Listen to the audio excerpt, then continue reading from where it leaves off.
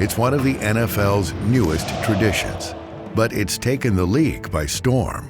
The Skol chant began in the fall of 2016 as the Vikings opened the gates to US Bank Stadium for the first time. Their goal? Create an atmosphere, a moment, the likes of which NFL fans have never seen. I can't explain that. That stadium get to rocking. I mean, you can feel the intensity. You can feel it. You can feel the fans into it, you know, as they keep yelling Skol and they doing the Skol chant. Just seeing the energy, hearing the drum. When you're out there on the field, you look around, you know, you see you got your brothers next to you, knowing that you have the fans with you. You know, you're not alone out there. A lot of the time players say they don't notice the fans, the crowd, but it's so hard not to notice that when you have so many fans there cheering. People don't understand what home field advantage is until they come to our spot, and it really, I mean, we love those guys and they help us out tremendously every week. The Skol chant connects Vikings players and fans, creating one of the most intimidating environments in the league. And although the chant is synonymous with the purple today, it began far away. La, la,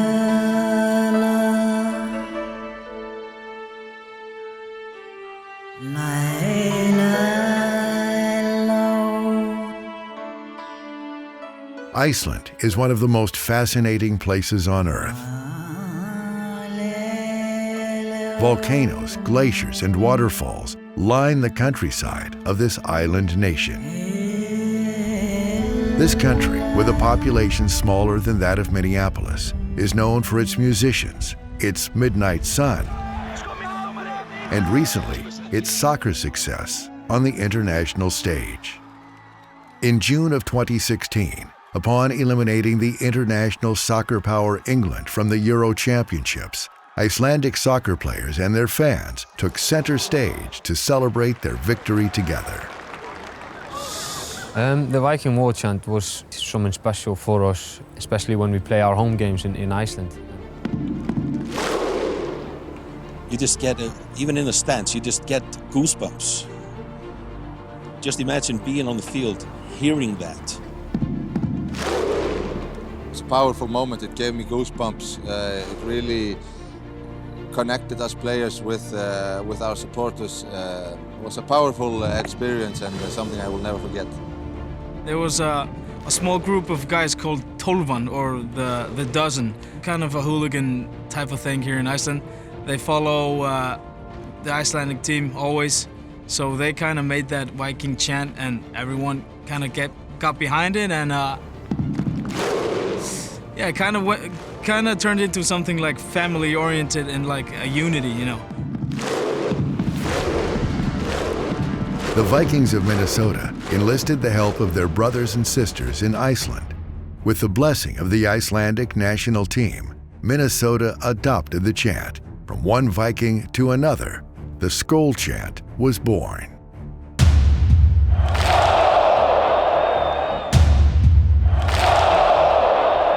Yeah, as soon as I hear that drum, I'm ready. Take a few seconds, turn to the crowd. I get goosebumps every time. It's crazy. I mean, I have them right now just thinking about it. We get involved, they get loud. They help us make plays, they help us stop plays, and I think it's an advantage, especially when everybody's all in. We have that confidence on defense that, you know, we're trying to take control of it, and the crowd's into it, and, you know, the sideline's into it, and that's tough for offense. You know, it's tough for any NFL team, you know, no matter where you're playing. The tradition in itself is so cool that, you know, we asked to borrow it. The fact that that is Viking heritage, and, you know, we asked them in Iceland if it was okay to use it, and that they were willing to teach us more about it. You know, it just makes it that much better. In the off-season, 3 Viking players visited Iceland to learn more about the origins of their new chant and explore the country that shares the Nordic heritage this team has embraced since its creation. And you have the Skol thing. How has the Skol thing gone into the people? So the Icelandic know it's the Vikinga club. Oh. We love it, especially when it's third down. Yep. We need the crowd to get loud. Yeah. Everybody start doing it about 5 or 6 times, and the crowds go nuts. Yeah, I mean, we were fortunate enough to be gifted this tradition. You know, we want to find more about it. You know, come over here and, you know, get to see the waterfalls, the glacier, black sand beaches, all the things that Iceland is famous for, and, you know, all the natural beauty that you guys have here. Come on, D. I was all the way to the top. I'll borrow your jacket. Okay. Make it up. Bro, come on, we can't be scared. We gotta get closer, man. Come on, let's go. We came this far. It's like a rush, you know what I mean? That was a rush, bro.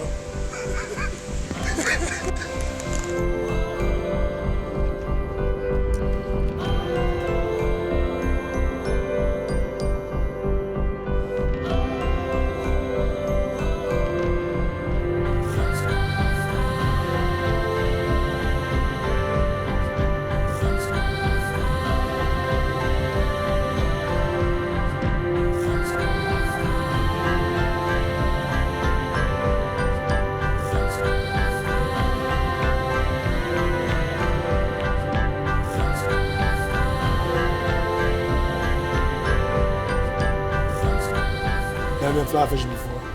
Good. I got one pick. He bounced in and he didn't take the hook. I have hope still. I ain't giving up this fast. I used to be a Cowboys fan. Now I'm Minnesota Vikings.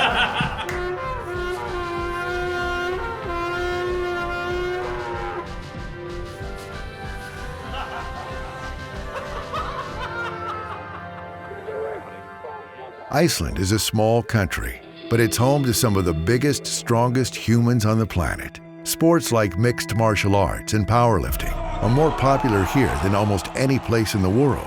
In fact, the title of the world's strongest man has gone to an Icelander 9 times. The most recent is this man, who goes by Thor. I've been competing in strongman now for 8 years. They're challenging to push your body, you know, through the limits, to find out how strong a human can be. And that's what I love about strongman, and I love to challenge myself. I think it's kind of that I'm never done, you know. I can always improve. It's humbling, you know, and yeah, I like to push myself. It's kind of a crazy sport, and I like it. Most of the guys doing strongman here in Iceland come here together, and we help each other, push each other to get better. And we have just a great history with strong people. You know, we are a strong nation.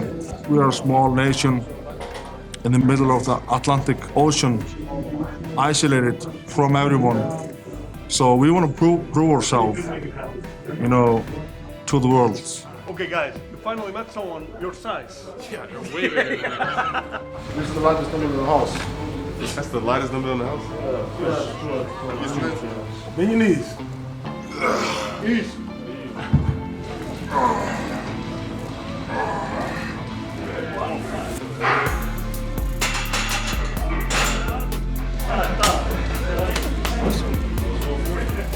It's in the jersey team, man. Oh, appreciate that. That's awesome. Thank you, man. Do you think it will hit me? Oh, yeah. Tackle? Yeah, right tackle. Can you move? You can move. Can I? Yeah. Oh, we'll put you on the left side then. Okay. You can move. I'm left-handed. There you go. So left Oh, tackle? Yeah. Oh, you're a D-tackle. I want him on the left tackle spot. And then I can run around and catch most balls. Yeah. Think you get shoulder pads under there? So what do you do? Here, you go ahead.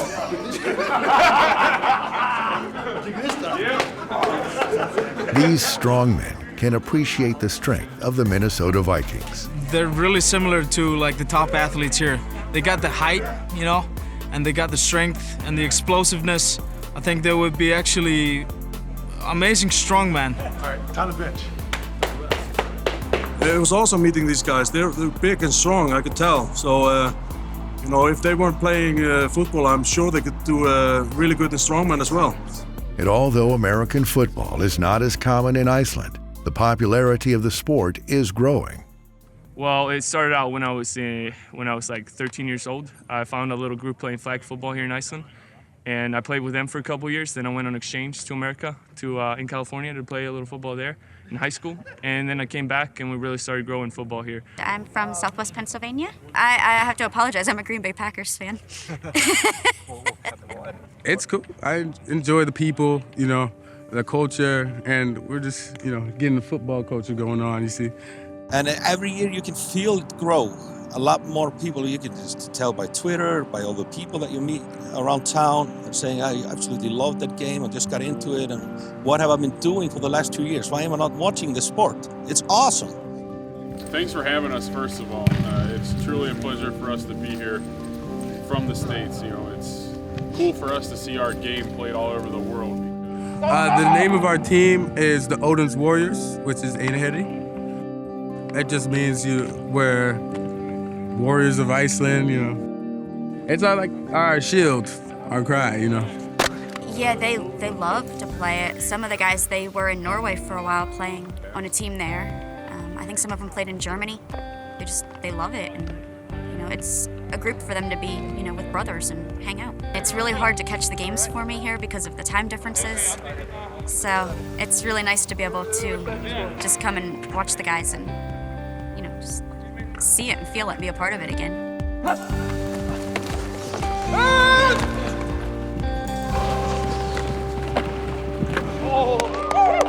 When I moved here, it was just one team. There was about 20 people, 30 people, and it's grown drastically since then.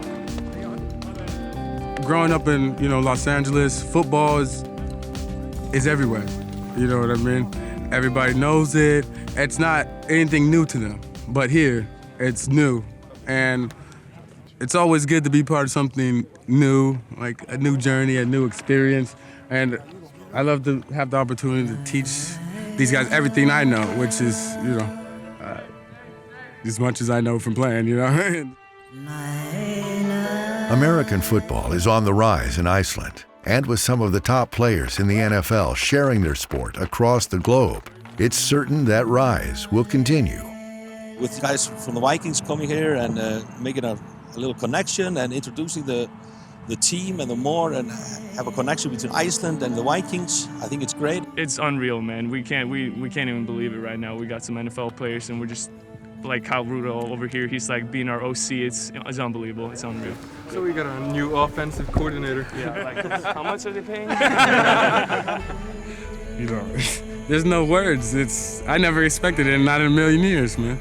It's great for the community that the kids could also see this, and I'm expecting it to help grow the sport. 1, 2, 3, The Skol chant has created an iconic game day atmosphere in the NFL, but it's also created a bridge connecting people all over the world. We never had this thing, like one common thing. This war chant seems to be that one common thing that everyone has. That kind of makes us proud to see that heritage pass on to our cousins, so to speak. It's everyone joins in, and it's something special. It means a lot to us Icelanders, and long may it continue. It's a unity, man. It's a family. It kind of brings people together, no matter who you are.